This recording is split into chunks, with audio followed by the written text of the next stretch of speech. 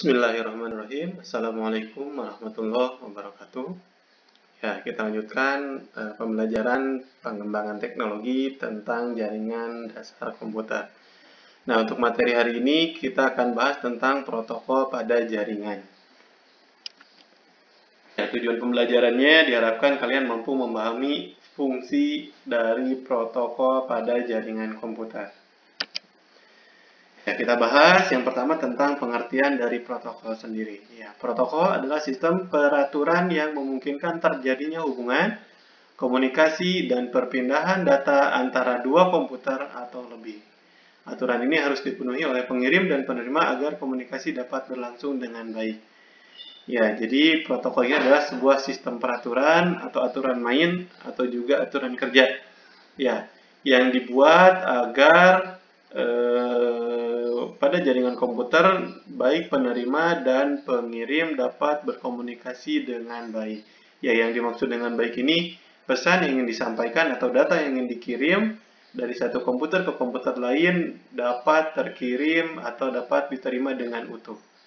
Ya, itu fungsi utama dari protokol jaringan atau pengertian dari protokol jaringan.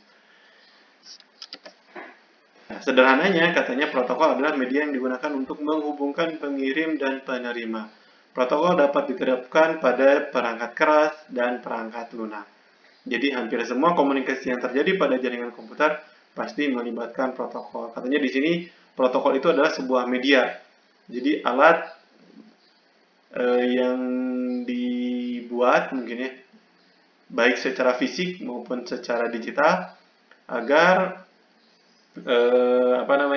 data dapat bisa dikirim dari satu komputer ke komputer lain. Gitu. Nah, sebagai contoh, ya, seperti kita akan mengirimkan sebuah email. Ya, email dalam komputer juga bisa disebut dengan sebuah data. Ya, sehingga email yang dikirimkan pada seseorang dari komputer satu ke komputer lain sebenarnya adalah pengiriman data. Ya, di sini kita pahami dulu bahwa ketika kita mengirim email, ini juga adalah sebuah pengiriman data. Ya, kita ambil contoh mengirim email biar lebih mudah dipahami ya. Ya, kita tahu ketika kita mengirim email berarti otomatis minimal ada huruf-huruf yang kita kirim dari satu komputer ke komputer lain.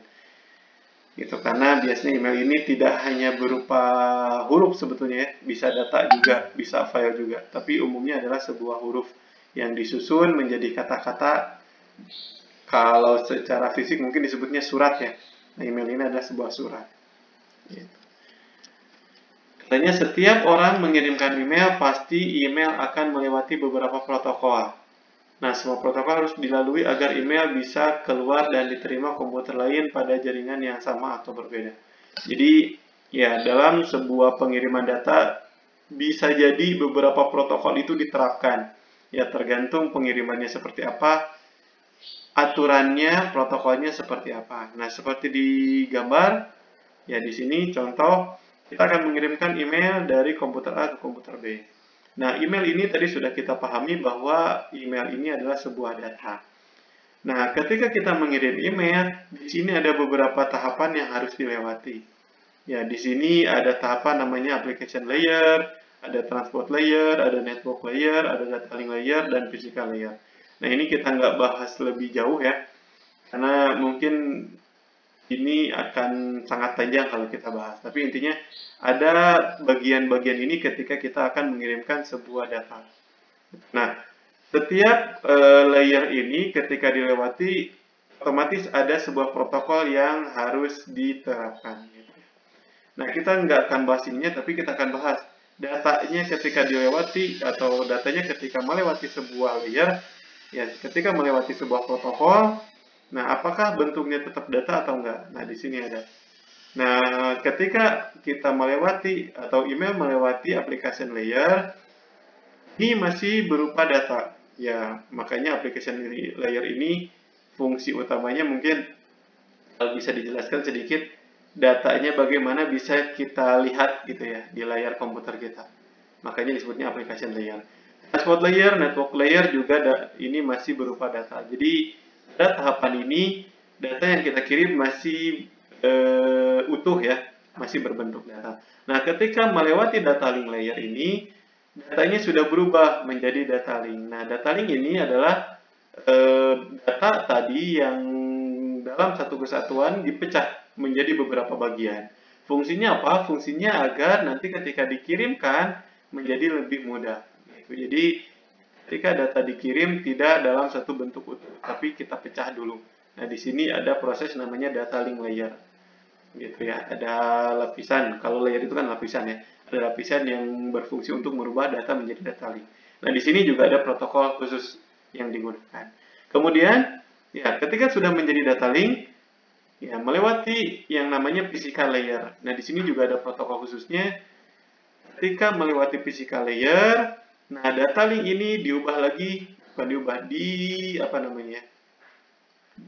dimodifikasi mungkin ya, dengan sistem encapsulation. Ya, kalau di sini sudah dipecah, nah di sini dibungkus.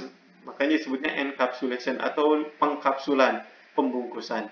Gitu ya. Jadi tiap bagian dibungkus agar ketika dikirim jadi lebih gampang lagi gitu.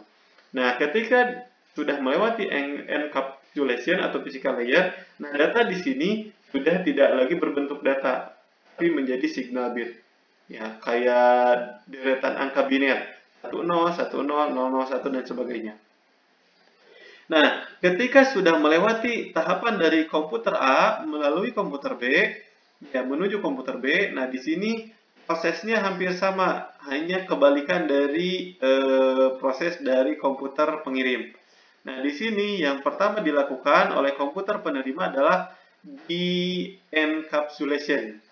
Jadi yang awalnya sudah dibungkus, mungkin di sini kalau bahasa sederhananya, bungkusnya kita buka, gitu ya.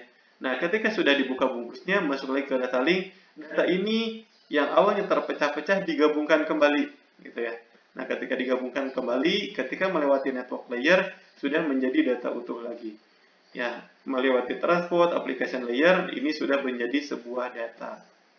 Nah, jadi yang dari data A, atau dari komputer A, emailnya berbentuk data, ke sini berbentuk data kembali, jadi harus sama ya. Kalau di sini, contoh kita tulis hello gitu ya emailnya. Nah, ke sini juga harus bentuknya hello. Ya, jadi tidak tidak ujug-ujug langsung keluar lagi hello, tapi ada beberapa tahapan yang harus dilewati. Tadi sudah dijelaskan agar datanya kembali menjadi yang dikirim gitu ya. Nah, setiap yang dilewati ini tadi sudah dibahas, ada protokol-protokol khusus, aturan-aturan khusus. Nah, jadi protokolnya banyak gitu ya. Setiap proses komunikasi pada jaringan, protokol yang digunakan juga berbeda. Gitu. Ya, itu tentang pengertian dari protokol. Jadi kalau ditanya, apa itu protokol jaringan? Protokol adalah sebuah sistem kerja atau sistem peraturan yang digunakan untuk mengirim data dari satu komputer ke komputer lain, itu juga bisa. Ya. Nah, fungsinya, kalau kita bahas lagi, apa itu fungsi protokol? Nah, protokol memegang peran yang cukup vital dalam perpindahan data di internet. Ya, lebih khususnya mungkin di internet, tapi umumnya di jaringan komputer. Secara umum, fungsi protokol adalah untuk menghubungkan antara pengirim dan penerima agar bisa berkomunikasi. Ya, inti utamanya adalah protokol ini membantu bagaimana caranya komputer pengirim dan komputer penerima bisa berkomunikasi, baik itu bertukar data, informasi, dan lain sebagainya. Ya, jenis-jenis protokol. Sebetulnya banyak ya jenis-jenis protokol ini yang sudah distandarkan mungkin ya. Nah, tapi kita akan sebutkan beberapa saja contoh dari protokol yang mungkin sering digunakan.